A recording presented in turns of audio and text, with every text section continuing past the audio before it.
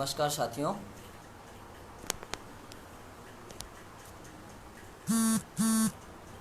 जो भी साथी ऑनलाइन हो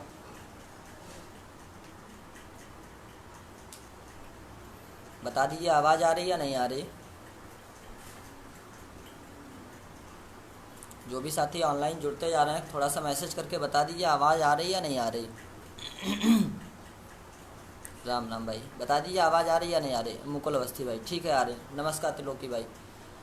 कृपया सभी ग्रुपों में इसको शेयर कर दीजिए। जिन जिन ग्रुपों में आप लोग जुड़े हुए हों इसको सभी ग्रुपों में शेयर कर दीजिए, तो जिससे हमारी जो बात है वो ज़्यादा से ज़्यादा लोगों तक पहुंच पाए। जिस परिप्रेक्ष्य में मुझे आज लाइव आना पड़ा, इस मुद्दे पे मैं बात करनी थी।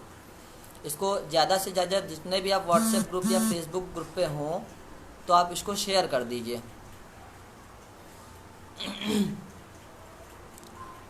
लगभग 130-40 साथी जुड़ चुके हैं और साथी जब तक जुड़ जाएं और इसको शेयर कर दीजिए, जिससे लोग बार बार पूछने के अच्छा रहेगा कि हम एक ही बार में पूरी बात कंक्लूड कर दें और आप लोग सुन भी लें पूरी बातें।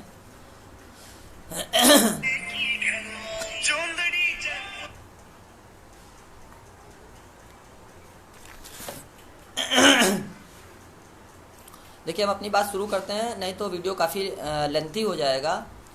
मैं साथियों, कल एक प्रेस नोट जारी हुआ है माननीय मुख्यमंत्री जी के यहाँ से, उनका सूचना जो विभाग है उससे प्रेस नोट एक जारी किया गया है, जिसमें ये कहा गया है कि माननीय सर्वोच्च न्यायालय के आदेश के क्रम में जो 9 जून की सुनवाई हुई थी उस पर कुछ पदों को आरक्षित करते हुए रोकते हुए शेष अन्य पदों पर आप भर्ती कर सकते हैं। तो उसी के क्रम में माननीय सर्वोच्च न्यायालय से जो आदेश जारी हुआ था, उस आदेश को हवाला देते हुए माननीय मुख्यमंत्री जी के यहाँ से विभाग को एक पत्र जारी किया गया है कि आप इस भर्ती को प्रोसीड करिए, इन पदों को प्रोसीड करिए। उसके आने के बाद सभी साथी या सभी लोग जो भी 67,867 की जो अनंतिम सूची आई थी उसको लेके सभी लोग परेशान हो गए कि भाई ये अगर ऐसे कर देंगे तो 2 धड़ों में भर्ती टूट जाएगी और कैसे होगा। बहुत सारे नए नए ग्रुप्स बनने लगे, कुछ साथी अपनी अलग टीम चलाने लगे, कुछ अलग ग्रुप चलाने लगे, कुछ 31,661 का बन गया ग्रुप, कुछ बन गया। देखिए, सबसे पहले तो मैं आप लोगों से एक चीज़ स्पष्ट कर दूं कि बीएड लीगल टीम की तरफ से और अन्य शायद सभी टीमों की तरफ से ये स्ट्रेटजी बिल्कुल क्लियर है कि हमारा एक ही मत है 67,867 की नियुक्ति पत्र एक साथ लेना। इसलिए ये जो छोटे छोटे टुकड़े बन रहे हैं, इन टुकड़ों से किसी भी टीम का शायद सरोकार नहीं है और ये टुकड़े बनने भी नहीं चाहिए, क्योंकि अभी तक जब हम सभी एक साथ में लड़ते हुए आए हैं तो बहुत सारे व्यवधान हैं। पहली बात तो जो परिस्थितियां बनी हैं उस परिस्थिति में 31,661 को नियुक्ति पत्र दे पाना, इसी लिस्ट के भीतर से उन कैंडिडेटों को छांट पाना बहुत मुश्किल है।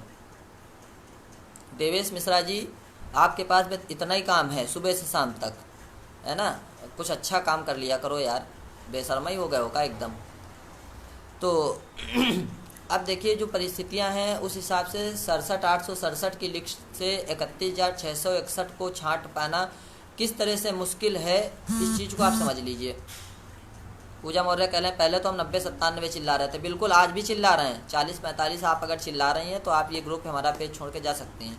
ये ग्रुप और ये पेज 90-97 का था, है और रहेगा, ठीक है। और ये पूरी लिस्ट ज्वाइनिंग की लिस्ट में आई थी और इसी लिस्ट को भी अंत में अगर 67,867 वहाँ से 90-97 बहाल होके आया तो न इस लिस्ट से एक भी बाहर जाएगा, न इस लिस्ट के भीतर एक भी आएगा, क्योंकि वहाँ पे लिस्ट की लड़ाई 67,867 की ही लड़ी गई थी। अब देखिए, जो परिस्थितियाँ विकट हो रही हैं वो किस हिसाब से होंगी। जैसे कि बहुत सारे साथी हम देख रहे हैं, कल से कह रहे हैं कि 67,867 की लिस्ट में ऊपर से 31,661 लोगों को उठा लिया जाएगा। बहुत बेसिकली कुछ पॉइंट समझिएगा। 67,867 की लिस्ट में ऊपर से 31,661 को क्यों नहीं उठाया जा सकता है। 67,867 की लिस्ट में ऊपर से 31,661 को इसलिए नहीं उठाया जा सकता है क्योंकि जब रिजर्वेशन का रूल फॉलो किया गया था तो वो रिजर्वेशन का रूल 67,867 की लिस्ट पर फॉलो किया गया था। उसके सापेक्ष 34,500 सीटें जो थी वो अनारक्षित थी और 34,500 की सीटें जो थी वो आरक्षित थी। तो जो रिजर्वेशन फॉलो हुआ है जो संविधान के तहत दिया हुआ आरक्षण फॉलो हुआ है, वो आरक्षण 34,500 सीटों के नीचे फॉलो हुआ है, ना कि उसके ऊपर फॉलो हुआ है। पहली बात।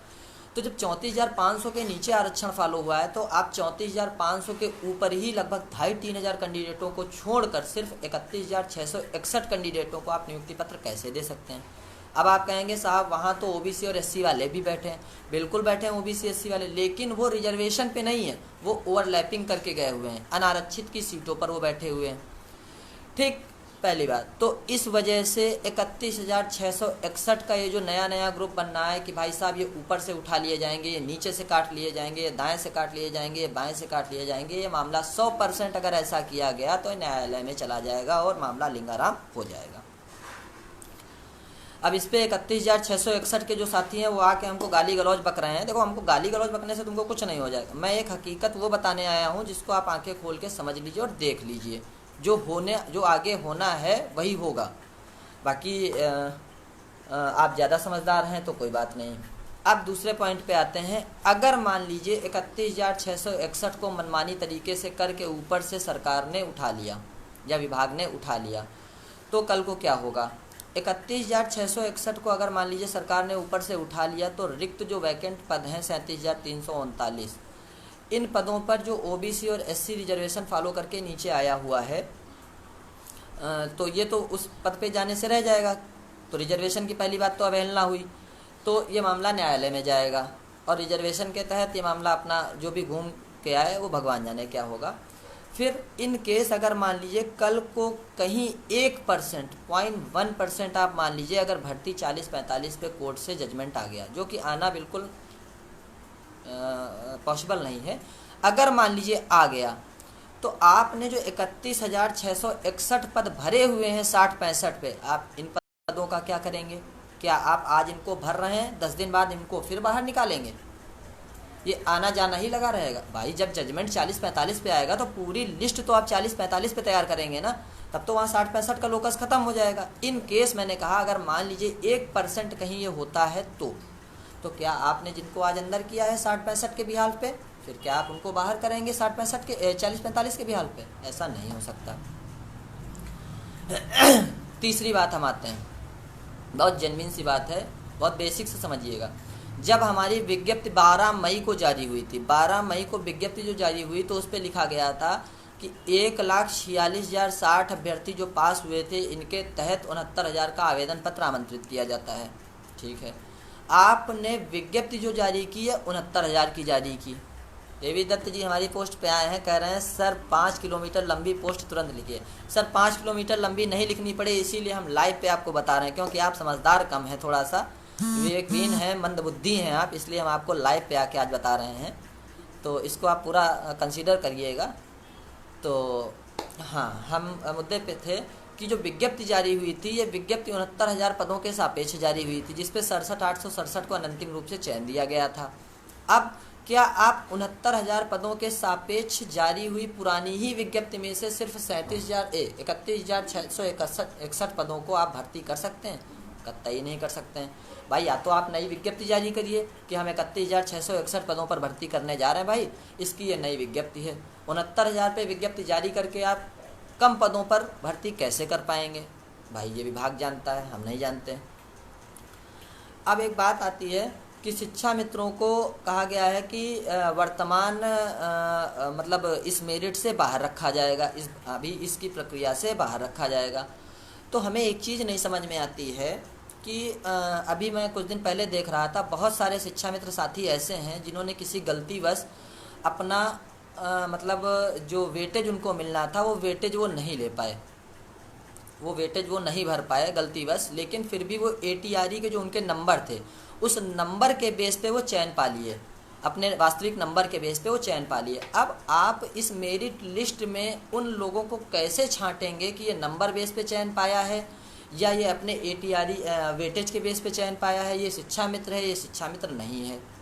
उसको छांटने के लिए आपको क्या करना पड़ेगा? नई विज्ञप्ति जारी करनी पड़ेगी, नया सॉफ्टवेयर बनाना पड़ेगा। उसके बाद आप वहाँ पे शिक्षा मित्र का ऑप्शन लॉक कर दीजिए पूरी तरह से कि कोई भी शिक्षा मित्र उस पर फॉर्म ही ना भर पाए, तब आप एक फ्रेश मेरिट लिस्ट तैयार कर सकते हैं और आप भर्ती प्रक्रिया को कंसीडर कर सकते हैं।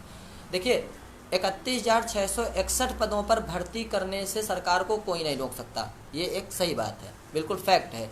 लेकिन जो परिस्थितियां हैं 67,867 की लिस्ट प्रकाशित होने के बाद आप इससे काट छांट करके पढ़ लेंगे, तो भाई ये तो इस परिस्थिति में समझ में नहीं आ रहा है। अब मैं आपको कुछ बात बताना चाहता हूँ।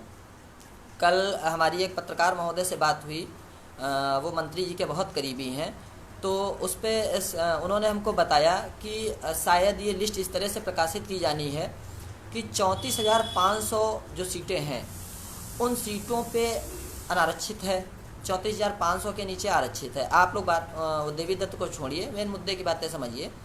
तो जो ऊपर की अनारक्षित सीटें हैं, जब आप 31,000 को डिवाइड करेंगे तो एक बेसिक मान लीजिए 30,000 है, वो तो 15,000 अनारक्षित जा रहे हैं, 15,000 आरक्षित आ रहे हैं। तो वो पत्रकार महोदय हमसे कह रहे थे कि मंत्री जी ने कहा है, और वही चीज़ आज पेपर में भी छपी है। खैर वो बात तो हमको सही समझ में आई कि वो मंत्री जी का शायद यही हो। तो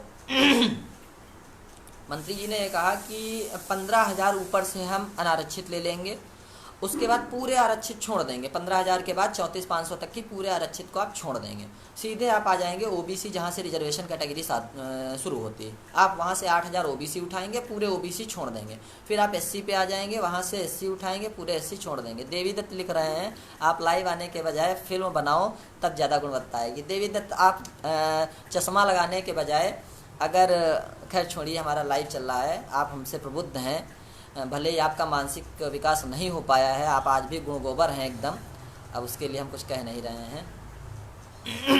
तो अब उस पर देखिए क्या क्लेश उत्पन्न होगा। अगर मान लीजिए आपने 15,000 के बाद 34,500 तक के आपने जनरल या एससी या ओबीसी जो ओवरलैप करके गया है उनको छोड़ा, तो सबसे पहली बात वहाँ का जो ओबीसी एससी होगा, 34,500 और 15,000 के बीच का जो भी एससी और ओबीसी कैंडिडेट होगा, वो अपने लोकस को लेके सामने आएगा कि भाई हमसे आप दोबारा फॉर्म भरवाते तो हम अपनी सही जगह पे पहुंच जाते, हमसे कम नंबर वाले को आप चयन दे रहे हैं और हमको आप बाहर किए दे रहे हैं। ये कहाँ की बात हुई? हमको तो भाई नहीं लगता कि ये चीज़ है, सही है। ठीक, तो ये लिस्ट वहाँ से भी फंस रही। अब आते हैं एक डाटा के मुद्दा पे। जब 9 जून को आदेश सुरक्षित हुआ था, तो 9 जून को आदेश सुरक्षित होने के टाइम सरकार ने काउंटर पे कोई भी डाटा नहीं दिया था। जब सरकार ने डाटा नहीं दिया था तो एक अप्रॉक्स डाटा के तहत 37,339 पदों को रिजर्व कर दिया गया शिक्षा मित्रों के लिए। अब स्पष्ट तौर पे आप समझ लीजिए, रिजर्व का मतलब ये नहीं होता है कि पद आपको दे दिए गए।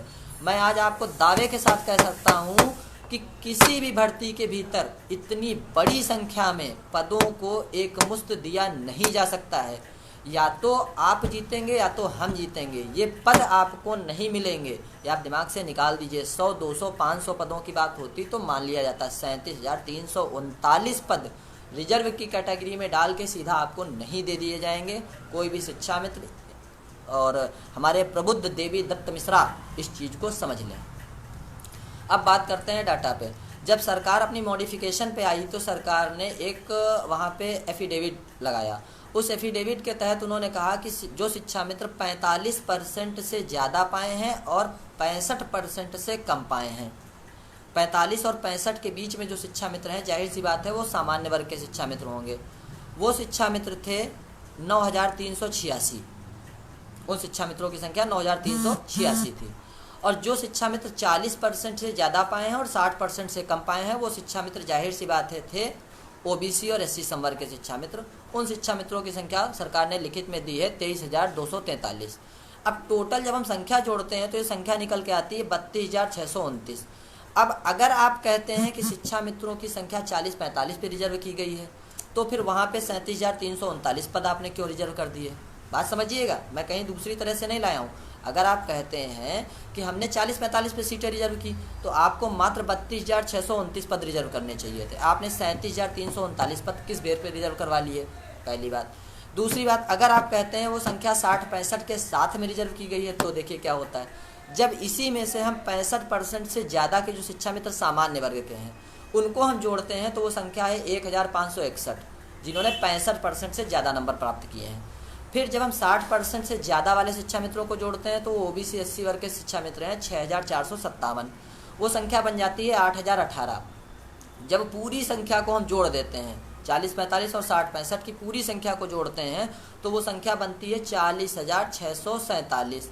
अब आपने अगर दोनों को मिला के पद रिजर्व किए हैं तो ये पद क्यों कम रिजर्व हुए? भाई आपने पद तो 37,339 रिजर्व किए और संख्या बन रही है 40,647 की, तो ये पद कम क्यों रिजर्व हुए? तो इस हिसाब से भी इनका डाटा भाई फंस रहा। हमें नहीं समझ में आ रहा कि ये किस हिसाब से इसको इम्प्लीमेंट कराने वाले हैं।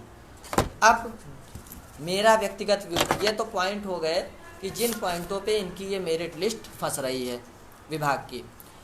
अब जो तार्किक रूप से मैं बताना चाह रहा हूँ, जितना मैंने देखा है, कल वो मुख्यमंत्री जी के यहाँ से एक प्रेस नोट जारी हुआ है। प्रेस नोट क्या होता है? मुख्यमंत्री जी ने विभाग को एक प्रेस नोट जारी किया कि आपको ऐसा ऐसा करना है। विभाग ने अभी उस पर कोई संस्तुति नहीं दी है। देखिए, मैं 100% मानता हूँ कि मुख्यमंत्री जी विभाग से ऊपर हैं, बैठे हुए हैं, लेकिन जिस परिस्थिति में हमारी भर्ती आके खड़ी हो गई है, इस परिस्थिति में विभाग के सामने भी समस्याएं बन गई हैं। समस्याएं ये बन गई कि 67,867 की लिस्ट उन्होंने आरक्षण के तहत अपना फॉलो करके जारी कर दिया। अब इस पे से ही 31,661 को काट के निकालना, कहाँ से निकालेंगे आप? ऊपर से अगर आप निकाल रहे हैं तो रिजर्वेशन नहीं फॉलो हो रहा, अगर आप बीच बीच से निकाल रहे हैं तो फिर जो ओवरलैप करके कैंडिडेट जा रहा है उनका हनन हो रहा है। भाई कम नंबर वाला सिलेक्ट हुआ जा रहा, ज़्यादा वाला बाहर हुआ जा रहा, तो ये सारे इस पे व्यवधान आ रहे हैं। अब इस पे लोग कह रहे हैं कि टीम क्या कर रही। इस पे देखिए, कल हम लोग जब गए थे, माननीय मतलब हमारे जो अवार्ड सर हैं उनसे जब मिले, तो सर ने कहा कि देखिए, इस पे हम लोग एक एप्लीकेशन फ़ाइल कर सकते हैं। लीगल रूप से सरकार का बिल्कुल अधिकार है, सरकार भर्ती को कर सकती है, लेकिन इस विज्ञापन पे तो सरकार मुश्किल लग रहा है कर पाएगी। भाई 69-69 का विज्ञापन प्रकाशित करके आप इतने पे भर्ती कैसे कर सकते हैं? हमें नहीं समझ में आ रहा। प्रदीप वर्मा जी 31,000 के ऊपर रैंक के हैं, तो हमसे कह रहे हैं बेटा तू जज है क्या? भाई हम जज नहीं है, हमको एक बात बता दो कि जहाँ से हम तुमको गलत समझाए हों। गरियाने से हमको कुछ थोड़ी ना मिल जाएगा, कुछ मिल जाए तो भाई गाली देते रहो। तुम्हारा हक है लड़ने का, हमारा हक है लड़ने का, हम भी न्यायालय से लड़ेंगे, आके तुम भी न्यायालय से लड़ना। मेरा मतलब यह है कि 67,867 के लिस्ट के भीतर आए हुए सभी कैंडिडेट एक साथ रहें।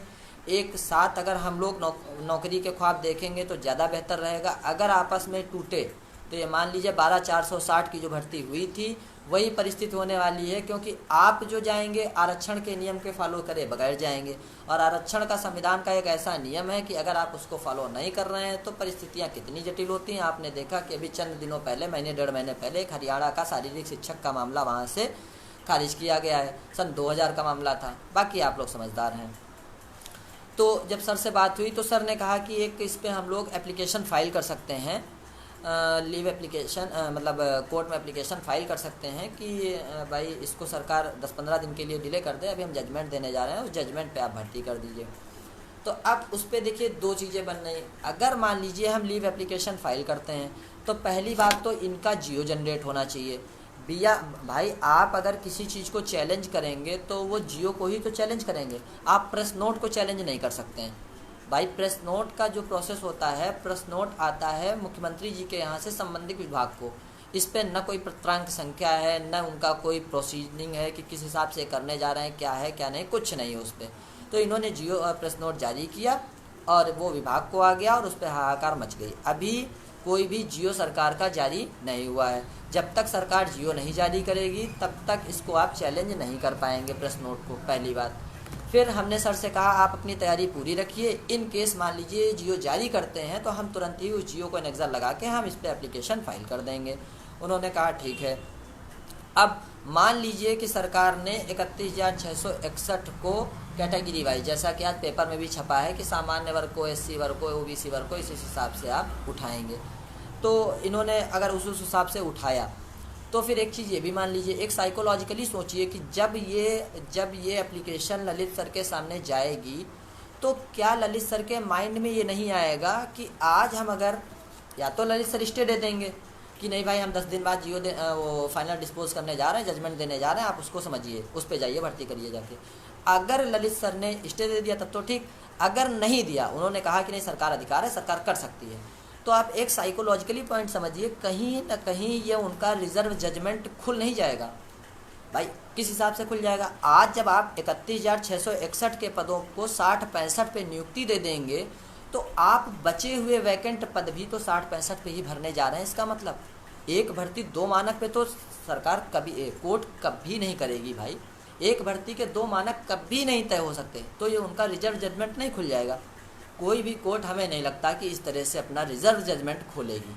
इन केस मान लीजिए 31,661 पे उन्होंने कह दिया कि हाँ आपको अधिकार है भाई, आप स्वतंत्र हैं, क्योंकि वो आपके एंट्रीम जजमेंट पे चल रहा है, तो आप उस पर कर सकते हैं। तो वैकेंट जो पद हैं उन पे भी तो उनका जजमेंट एक तरह से सेकेंड ओपिनियन में वो डिस्क्लोज़ हो जाएगा कि भाई ये तो नीचे के पद भी इसका मतलब इसी में आ रहे हैं। तो इस पे जब कल सर से बात हुई तो उन्होंने भी कहा है कि देखिए सरकार बिल्कुल अधिकार में है, सरकार इस चीज़ को कर सकती है, इस पर कोई दो राय नहीं कि सरकार नहीं कर सकती, लेकिन 69,000 के सापेक्ष जो विज्ञापन प्रकाशित हुआ है, इस विज्ञापन को सरकार प्रोसीड करने में फंस जाएगी। और अगर नया विज्ञापन सरकार लाती है तो क्या होगा? नया विज्ञापन सरकार जारी करेगी 31,661 पदों का, फिर उस पर आप जिले वाइज सीटें कम करेंगे। पहली बात तो जिले वाइज सीटें कम करने के बाद आप हमसे आवेदन लेंगे। आवेदन कैसे लेंगे? शिक्षा मित्रों का कॉलम लॉक करके, पूरा दूरस्थ बीटीसी का आप कॉलम लॉक कर दीजिए। उसमें कोई भी शिक्षा मित्र फॉर्म नहीं भर पाएगा, तभी तो आप शिक्षा मित्रों को इससे अलग रख पाएंगे। भाई अगर शिक्षा मित्र वहाँ पे फॉर्म भर दिया तो आप उसको अलग कैसे रखेंगे ये बताइए? तो उसको कॉलम आपको लॉक करना पड़ेगा। आप हमसे आवेदन लीजिए, आवेदन लेने के बाद आप नई मेरिट लिस्ट तैयार कीजिए, आप नई मेरिट लिस्ट के बाद हमको डिस्ट्रिक्ट डिस्ट्रीब्यूट कीजिए, डिस्ट्रिक्ट डिस्ट्रीब्यूट करने के बाद तब हमको जिले पे काउंसलिंग पे भेजिए। इस प्रक्रिया को करते करते हमको लग रहा महीना सवा महीना तो आराम से लग ही जाना है, क्योंकि पिछली बार आपने देखा जब सरकार के पास 2.5 महीने का समय था तब सरकार हम लोगों को नियुक्ति पत्र नहीं दे पाई। तो इस प्रक्रिया के तहत हमें नहीं लगता है कि सरकार इतनी तेज़ी दिखाएगी कि 1 सप्ताह में नियुक्ति पत्र छाप के आपको दे देगी। तो मुझे ये पूर्णतया अभी तक जो लग रहा है कि ये विभाग की तरफ से जारी किया हुआ, मतलब विभाग ने सरकार को इस पर कुछ भी नहीं कहा है कि सर आप ऐसे ऐसे करिए, क्योंकि जो प्रेस नोट जारी हुआ है, बहुत समझिएगा, जो प्रेस नोट जारी हुआ है उस प्रेस नोट पे कोई पत्रांक संख्या नहीं पड़ी है। जब विभाग शासन को कोई चीज़ प्रेषित करता है कि सर हमको ऐसा ऐसा काम करना है, तो एक पत्रांक संख्या होती है। इस पत्रांक संख्या के आधार पर हम सर ये करना चाह रहे हैं कि हमको ये चीज़ पावर दिया गया था, तो आप बताइए हम ये कर सकते हैं कि नहीं?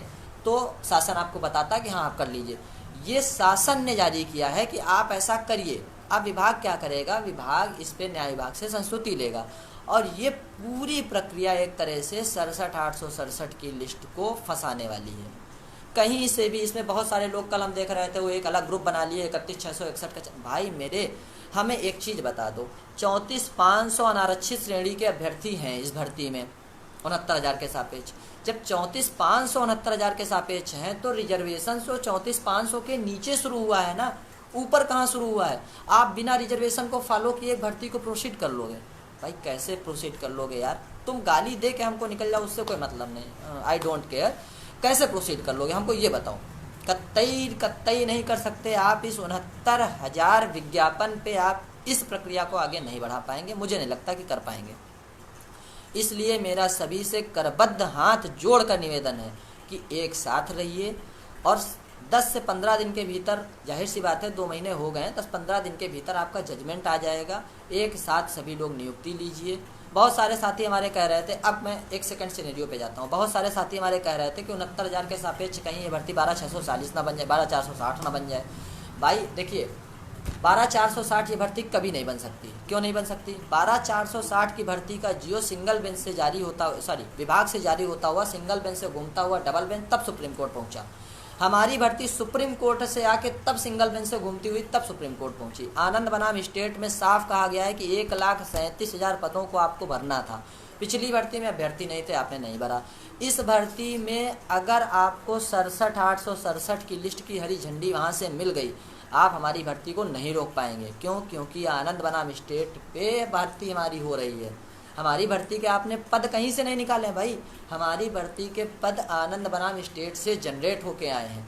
आप 31,661 को आज आप चयन दे रहे हैं और वहाँ से अगर लिस्ट आई तो आपको बचे हुए वैकेंट पदों पर एक एक अभ्यर्थी जो 67,867 की लिस्ट में है उसको ही आपको चयन देना पड़ेगा। वर्तमान परिस्थिति में बात कर रहा हूँ मैं, एमआरसी भाइयों को और सबको इससे अलग रख रहा हूँ। मुझे उससे मतलब नहीं है कौन एमआरसी अंदर आता है, कौन जीआरसी बाहर जाता है, आई डोंट केयर। जो इस लिस्ट को जारी किया है सरकार ने, मैं उस लिस्ट की बात कर रहा हूँ सिर्फ, ठीक। तो मुझे वर्तमान परिस्थिति में ये चीज़ें होती हुई भाई नहीं दिख रही हैं। मुझको ये लग रहा है कि एक तरह से शासन ने सिर्फ भेजा है विभाग को, विभाग इस पे न्याय विभाग से संस्तुति लेगा और न्याय विभाग, हमें नहीं लग रहा है कि इतने मुद्दों के साथ में इसको कहाँ से उठाएगा, किन कैंडिडेटों को नियुक्त करेगा, किन को बाहर लाएगा। और एक मेन पॉइंट समझिए, जैसे कि अभी कुछ साथी हमारे कह रहे थे कि मान लीजिए 34,500 के ऊपर के इन्होंने 15,000 जनरल ले लिए, उसके बाद पूरे नीचे के सब छोड़ दिए, फिर ये ओबीसी में आ गए, ऊपर के ओबीसी ले लिए, फिर पूरे ओबीसी छोड़ दिए, फिर 7,000 एससी ले लिए। चलिए हमने मान लिया सब छोड़ लिए। अब भर्ती को 2 पार्ट में करने का आप वो देख लीजिए कि कितना डिस्टर्बेंस होगा। अगर आपने भर्ती को 2 पार्ट में बांटा तो सबसे पहली बात, इस विज्ञापन पे आप कर नहीं पाएंगे, विज्ञापन आपको नहीं लाना पड़ेगा। जो 15,000 रैंक पर बैठा हुआ ओबीसी या एससी होगा वो तो किसी दूर जनपद में नौकरी करेगा जाके ना भाई, वो तो गृह जनपद नहीं पा पाएगा। क्यों? क्योंकि वो 31,661 के सापेक्ष लोअर मेरिट है, वो दूर जनपद जाएगा। फिर जब ये 60, 65, 67, 867 वहाँ से बहाल होके आएगी तो आपको जाहिर सी बात है हमको भी नियुक्ति देनी पड़ेगी। तो हम उस मेरिट के टॉप रैंकर होंगे, हमको गृह जनपद मिलेगा। और मैं टॉप रैंकर हूँ सेकंड मेरिट का, और वो लो रैंकर था फर्स्ट मेरिट का, लेकिन वो हमसे टॉप रैंकर था। तो ये भाई डिस्प्यूट आप कहाँ ले जाएंगे? हम लो रैंकर हैं, हम गृह जनपद पाएंगे, और जो टॉप रैंकर था वो दूर डिस्ट्रिक्ट में गया। 68,500 में प्रकाश पाड़िया सरकार यही जजमेंट आज तक क्लेश कर रहा है, कोई बाहर ना कोई अंदर, इसको इम्प्लीमेंट विभाग आज तक नहीं कर पाया है। तो मुझे भाई नहीं लग पा रहा है कि इस वर्तमान परिस्थिति में सरकार इसको आगे बढ़ा सकती है। मोहित यादव कह रहे हैं पगला गए हो का? अरे भाई एको तर्क तो हमारे काटो, इसी कमेंट पे जवाब देंगे आके तुमको। ठीक, वो जो भक्त वाला चश्मा है ना उसको उतारो, मैं साफ साफ कह रहा हूँ। मुझको तार्किक जवाब दो, तार्किक जवाब लो, निकल लो। हवाबाजी में बातें करना हमको पसंद नहीं कि 31,661 का ग्रुप बना लो, ऊपर से छांट लेंगे, नीचे से छांट लेंगे, इधर से काट लेंगे, इनको बाहर निकाल लेंगे, उनका हाथ काट लेंगे। कैसे काट लोगे मुझे ये बताओ। एकजुट रहो, सब लोग साथ में नौकरी लोगे, अन्यथा की स्थिति में परिस्थितियां आपके लिए जटिल होंगी, परिस्थितियां हमारे लिए भी जटिल होंगी। देखिए इस 67,867 की लिस्ट के भीतर अगर आपने 2 धड़ डिवाइड किए, सबसे पहली बात तो उस धड़ पे पहली बात तो आप नौकरी नहीं दे पाएंगे, कतई नहीं दे पाएंगे, क्योंकि सबसे बड़ा वहाँ पे इम्प्लीमेंट रिजर्वेशन का आप फॉलो ही नहीं कर पाएंगे। आप वहाँ पे रिजर्वेशन के इम्प्लीमेंट को कतई फॉलो ही नहीं कर सकते। रिजर्वेशन तो 34,500 के नीचे आपने लगाया है भाई, वो तो अनारक्षित की सीटें थी, आप रिजर्वेशन को डिनाई करके भर्ती कर देंगे? कतई नहीं कर पाएंगे। दिमाग से ही हटा दीजिए कि कर पाएंगे आप, बाकी भगवान जाने आप कर लें तो ठीक है। तो अब इस पे हमारा प्रयास क्या है? अगर मान लीजिए सरकार, पहली बात तो हमें नहीं लग रहा है कि सरकार जियो जनरेट करेगी, क्योंकि न्याय विभाग जब समीक्षा करेगा तो इस चीज़ पे न्याय विभाग कतई आगे नहीं बढ़ेगा, क्योंकि पूरी की पूरी लिस्ट के साथ में उनका सब कुछ डिस्टर्ब हो जाएगा, और सिर्फ 10 दिन का फेयर है, उससे ज़्यादा नहीं। तो इसके बाद में न्याय विभाग, हमें नहीं लग रहा मुख्यमंत्री जी को अपना प्रस्ताव भेजेगा कि सर इस लिस्ट पे इस तरह से कर पाना तो अभी मुश्किल है, बहुत ज़्यादा मुश्किल है। इन केस मान लीजिए 1% गलत सही करते हुए इन्होंने किया भी, तो 20 चैलेंज इस पे बनेंगे जाके, 1-2 नहीं हज़ारों चैलेंज सरकार के कोर्ट में पहुंचेंगे, सरकार को पार्टी बना के। और हाँ, सरकार ही पार्टी बनेगी, सरकार को पार्टी बना के। तो इस परिस्थिति में हमें ये करना है कि हम लोग कल सर से इसलिए बोल दिए हैं कि आप एप्लीकेशन को तैयार करिए, लिव एप्लीकेशन को, और उस पर 10-12 पॉइंट जो हमने यही मेंशन करवाए, इन पॉइंटों को आप मेंशन करिए कि किस तरह से पूरा मामला डिस्ट्रीब्यूट हो जाएगा। तो उन्होंने एप्लीकेशन तैयार करना शायद शुरू कर दिया होगा। तो हमने उनसे यही कहा है कि भाई प्रेस नोट को हम चैलेंज नहीं कर सकते हैं, जैसे ही विज्ञापन आएगा हमें विज्ञापन का इंतजार ही करना पड़ेगा, विज्ञापन आने के बाद हम उसको चैलेंज करेंगे।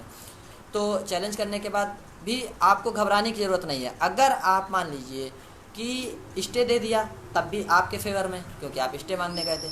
अगर स्टे नहीं दिया तो एक चीज़ आप साइकोलॉजिकली सोच के बिल्कुल रखिएगा कि ये 67,867 की लिस्ट ही उस कोर्ट से बहाल होके आएगी, क्योंकि कोई भी कोर्ट ये नहीं करेगी कभी भी कि आप 31,661 को, जिनको आप आज 60-65 पे नियुक्ति दे रहे हैं, कल 2 दिन बाद आप जब 40-45 पे डिसीजन देंगे तो आप उनको, जिनको आपने 10 दिन पहले ज्वाइन कराया, उनको फिर आप बाहर निकालेंगे। कतई कोई भी ये नहीं करेगा, कोई कोर्ट इस तरह का डिसीजन नहीं देगी। वहाँ से एक सेकंड ओपिनियन ये जनरेट होता है कि आपका डिसीजन 67,867 का आ रहा है। अब कुछ साथी कह रहे हैं कि धरना दे दिया जाए, इसमें ये कर दिया जाए, वो कर दिया जाए। भाई देखिए, ये परिस्थितियां धरने की पक्षधर नहीं है, क्योंकि सरकार आक्रोश में आके निर्णय ले रही है। धरने पे 1,500 की संख्या आप निकल के आएंगे और सरकार तनाव में आएगी। सरकार का सिर्फ एक एजेंडा होगा कि कभी आप नियुक्ति की मांग करते हैं, कभी आप नियुक्ति का विरोध करते हैं। सरकार ये नहीं बताने आएगी कि क्या वहाँ पे नियम फंसे हैं, क्या क्लेश फंसा है, ये सब सरकार बात नहीं करेगी। ठीक, तो ये परिस्थिति धरना देने की नहीं है। समय के हिसाब से धरना भी दिया जाता है। जब चीज़ें धरने के हिसाब से सही की जाने वाली होती हैं तब धरना दिया जाता है, जब धरने के हिसाब से सही नहीं की जाने वाली होती है तो धरना आप देना नहीं दे सकते हैं। अब हमें क्या करना है, हम सभी साथियों से यही निवेदन कर रहे हैं कि आप 67,867 के भीतर अगर हैं तो आप कृपया करके एकजुट रहें। एकजुट रहने पे ही 10 से 15 दिन में आपकी लिस्ट आ जाएगी। इससे ज़्यादा समय नहीं लगेगा, वहाँ से कतई नहीं लगेगा। भाई 2 महीना हो गया लगभग, 25-24 तारीख से 2 महीना हो जाएगा। आज 20 तारीख शायद हो गई है, 2-3 दिन बाद 2 महीना हो जाएगा। 2.5 महीने में 100% जजमेंट कोर्ट दे ही देगी, उससे ज़्यादा वो नहीं भाग पाएगी। ठीक, और एक साथ लिस्ट आएगी, एक साथ सभी लोग नियुक्ति लेंगे, ज़्यादा बेहतर रहेगा। कोई रिट फाइल करे, कोई ये करे वो करे, ये सब अच्छा नहीं है। अब इस पे हमें करना क्या है, देखिए अगर इन केस मान लीजिए हमने इन्होंने जियो जनरेट भी कर दिया जल्दबाजी में, तो मुझे चैलेंज अगर करना पड़ेगा तो वो साफ सी बात है कि हमें कोई ना कोई सीनियर की ज़रूरत पड़ेगी। वो परिस्थिति क्या होगी, जियो जनरेट के बाद ही आप लोगों के बीच में वो बात रखी जाएगी। अगर मान लीजिए जियो जनरेट हुआ तो वो परिस्थिति बात की होगी, मैंने पहले बता दी। अभी जब तक जियो नहीं जनरेट हो रहा है, हमने सर को सिर्फ इतना कहा है कि आप एप्लीकेशन तैयार कर लीजिए, हमारे ये पॉइंट है। मैं पुराने जियो को चैलेंज करने आ रहा हूँ। क्यों? क्योंकि आप 69,000 के सापेक्ष 31,661 को भरने जा रहे हैं। भाई आप नया जियो जनरेट करिए, हमें कोई दिक्कत नहीं, नया जियो जनरेट करिए, उस पर शिक्षा मित्रों का कॉलम लॉक कर दीजिए, आप एप्लीकेशन फॉर्म लीजिए, पूरी वरीयता दीजिए, सब कुछ दीजिए, तब आप करिए आगे। उस प्रक्रिया को करते करते जब आप पिछले 2 महीने में नियुक्ति पत्र नहीं बांट पाए थे तो आप यहाँ एक दिन में, एक सप्ताह में कैसे बांट लोगे? भाई भगवान जाने, मुझे नहीं लगता। तो वो परिस्थिति ये होगी कि आप लोग थोड़ा सामंजस्य बना के रखिए। अगर मान लीजिए इन्होंने जियो जनरेट करने का प्रयास भी किया तो हमारी एप्लीकेशन तैयार है। जैसे ही ये जियो जनरेट करेंगे, एप्लीकेशन जियो को एनेक्सर लगा के हम तुरंत उस पर एप्लीकेशन मूव कर देंगे। और सारी पार्टियां, यहाँ तक कि जितनी भी बीटीसी और बीएड और सब टीमें जो हैं, वो शायद सभी टीमें एप्लीकेशन फाइल करेंगी। तो हम लोग उस पर भी सेकेंड ओपिनियन मैंने आपको बता दिया। अगर उस पर स्टे मिल गया तो भी अच्छी बात है, भाई जाहिर सी बात है आपकी प्रक्रिया वहीं रुक जाएगी, आप स्टे लेने जाएंगे। अगर स्टे नहीं मिला तो भी सिनेरियो आप समझ लीजिए। स्टे नहीं मिला तो 31,661 की लिस्ट को जैसे ही ललित सर बहाल करेंगे, ये मामला भी ललित सर के यहाँ जाएगा, जैसे ही बहाल करेंगे सेकंड सिनेरियो तुरंत बनता है कि ये तो 60-65 के कैंडिडेट हैं और उसी मेरिट लिस्ट के कैंडिडेट हैं, तो जाहिर सी बात है आपका जजमेंट भी वही आ रहा है, इसके नीचे का। अगर नहीं आ रहा है, इन केस ललित सर ने ये सोच लिया कि जजमेंट नहीं देंगे, तो भाई आप आज जिनको अंदर कर रहे हो इनको क्या कल बाहर निकालोगे? मुश्किल से 15, 20, 25 दिन बाद। हमें तो नहीं लग रहा कि कोर्ट ऐसा करेगी। तो इसलिए आप लोग निश्चिंत रहिए, ज़्यादा परेशान मत होइए, सभी साथी एकजुट रहें। मेरी वही विनम्र निवेदन है, कोई भी इस तरह धड़ों में ना टूटे कि 31,661 को ऊपर से उठा लेंगे, फिर नहीं 15,000 को उठा लेंगे तो हमारा 15,000 के अंदर आ रहा है, कि हमारा ओबीसी के भीतर आ रहा है, कि हमारा एससी के भीतर आ रहा है, कि हम विकलांग कोटे में, किस कोटे में, आई डोंट केयर। हम 67,867 के चयनित साथी हैं। 69,000 के सापेक्ष हमारा विज्ञापन प्रकाशित हुआ है और उसी विज्ञापन के तहत हमने फॉर्म अप्लाई किया है, हमको डिस्ट्रिक्ट अलॉट हुआ है और मैं उसी विज्ञापन की मांग करता हूँ। मुश्किल से 10-15 दिन से ज़्यादा का समय नहीं हमें। तो इस वजह से जो भी टीमें हैं, मैं टीमों से और सभी साथियों से यही निवेदन करता हूं कि जब आप 2-2.5 साल हमारा सहारा लेके या सभी साथियों का सहारा लेके आप यहां तक की रहे हैं, तो ग्रुपों में मत बटिए, साथ में रहिए। सरकार की डिवाइड एंड रूल पॉलिसी के तहत आप अभी तक पिसते आए हैं, अब आगे मत पिसिए। बाकी आप लोगों का विवेकाधिकार है, मैं किसी को रोकने नहीं आ रहा हूँ। मैं हमेशा न्यायालय पे भरोसा करता हूँ, अपने ऊपर भरोसा करता हूँ। आप अगर इस चीज़ को लेके आएंगे तो मैं उसको भी चैलेंज करने जाऊंगा, क्योंकि वो चीज़ तार्किक नहीं है। मुझको अगर कोई साथी काट के बता पाए तो मैं उसका तहे दिल से धन्यवाद करूंगा। तो बाकी आप लोग थोड़ा सा इंतज़ार करिए। अगर जियो ये जनरेट होता है तो इस जियो पे हम लोग एप्लीकेशन मूव करेंगे। वो परिस्थितियाँ क्या होंगी, अगर आपसे सहयोग की आवश्यकता होगी सीनियर को खड़ा करने के लिए तो वो भी आपसे बताया जाएगा। अगर जियो जनरेट नहीं होता है तो वहीं का वहीं जस का तस ये मामला पड़ा रहेगा। न्याय विभाग की संस्तुति करा के और बेसिक शिक्षा परिषद मुख्यमंत्री जी को पत्र संप्रेषित कर देगा कि सर ये इस परिस्थिति में हो पाना असंभव है, या पूरी लिस्ट हमारी डिस्टर्ब हो जाएगी, या क्या क्या हो जाएगा, वो चीज़ें हो जाएंगी। तो इस संबंध में हम लोग कल प्रयास करेंगे कि बेसिक शिक्षा परिषद प्रयागराज और SCRT लखनऊ पहुंच के वहां से हम लोग विभाग को इन सारे बिंदुओं पे अवगत कराएंगे कि सर इस तरह से मामला फंस रहा है और ये तो और भी ज़्यादा कॉम्प्लिकेटेड होने जा रहा है। तो हमें नहीं लगता है कि विभाग भी उस पर नहीं आगे बढ़ना चाह रहा, क्योंकि आप देखिए जो प्रेस नोट जारी हुआ है वो विभाग की तरफ से संस्तुति नहीं गई है, शासन ने अपनी संस्तुति विभाग को भेज दी है, प्रशासन को। मतलब मुख्यमंत्री जी के यहाँ से ये संस्तुति विभाग को आई है कि आप ऐसा ऐसा करिए। अब उस पर गलतियाँ कहाँ कहाँ होंगी तो विभाग बताएगा ना, इसलिए आप लोग निश्चिंत रहिए, समय के साथ में चीज़ों को आगे बताया जाएगा आपके बीच में कि क्या हो सकता है और क्या नहीं। तो आपसे बस यही है कि आप थोड़ा सा एकजुट रहें, बस इस तरह से यूनिटी तोड़े नहीं। यूनिटी आप तोड़ेंगे तो 67,867 की लिस्ट में अंत समय में पता लगा ये हो गया कि नहीं 31,661 में ही नहीं पता लग रहा कि कौन से अंदर जा रहे हैं कौन से बाहर आ रहे हैं, तो फिर समस्याएं और जटिल हो जाएंगी। जब आप तक आप साथ रहे हैं तो आगे भी आप साथ रहिए। धन्यवाद। बाकी जो चीज़ें होंगी, यदि हम लोग एप्लीकेशन मूव ऑन करेंगे वो भी तब करेंगे जब जियो, पहले आप प्रेस नोट को चैलेंज कर नहीं सकते हैं, ये चीज़ बिल्कुल पक्का है। प्रेस नोट को आप किसी भी प्रेस नोट को चैलेंज नहीं कर सकते, क्योंकि उस पर कोई अधिकारी के साइन नहीं होते हैं, और प्रेस नोट का एक प्रोसेस होता है कि वो शासन से जारी होता है और सीधा विभाग को जाता है, बीच में वो डिस्क्लोज नहीं हो सकता है। तो प्रेस नोट को आप चैलेंज नहीं कर सकते हैं, इसलिए से इसको आप चैलेंज नहीं कर सकते हैं। जब तक जियो आपका जनरेट नहीं होगा कोई चैलेंज बनता नहीं है, और जियो जैसे ही जनरेट होगा, अगर मान लीजिए चैलेंज बनता भी है तो आप लोगों के बीच में सारी बातें रखी जाएंगी कि अगर आप बताएंगे तो हम लोग सीनियर अपीयर करेंगे और उस पर स्टे की मांग करेंगे। स्टे मिल गया तब भी आपके फेवर में है, और नहीं मिला तो एक सेकंड सिनेरियो के तहत ये मान लीजिए कि आपकी नियुक्ति सरकार अगर करेगी भी कि 31,661 को ऊपर से लेके इन्होंने कर दिया, तो 1,37,000 के सापेक्ष आपकी नियुक्ति कतई नहीं फंस रही है, बिल्कुल 12,460 की तरह नहीं फंसेगी, क्योंकि आनंद बनाम स्टेट की वैकेंसी है, इसको आप फंसा नहीं सकते हैं भाई। ये तो सुप्रीम कोर्ट के जजमेंट पे 20वां अमेंडमेंट हुआ था, तब आपने वैकेंसी जनरेट की, फिर वो मामला सुप्रीम कोर्ट पहुंच गया, अब आप किस बेस पे इसको फंसाएंगे। वैकेंसी भी आपकी नहीं फंस रही है, तो वहाँ यहाँ से अगर आए तब भी आप ठीक है, अगर आपको स्टे मिल गया तब भी ठीक है, स्टे नहीं मिला और ये वैकेंसी हुई तो 10 दिन बाद आपको, 15 दिन 20 दिन बाद आपको नियुक्ति पत्र जारी ही होगा। मैंने सारे सिनेरियो आपके सामने खोल दिए हैं, बाकी आप लोगों का विवेकाधिकार है, आप लोग क्या चीज़ें सोचते हैं क्या नहीं सोचते हैं। धन्यवाद।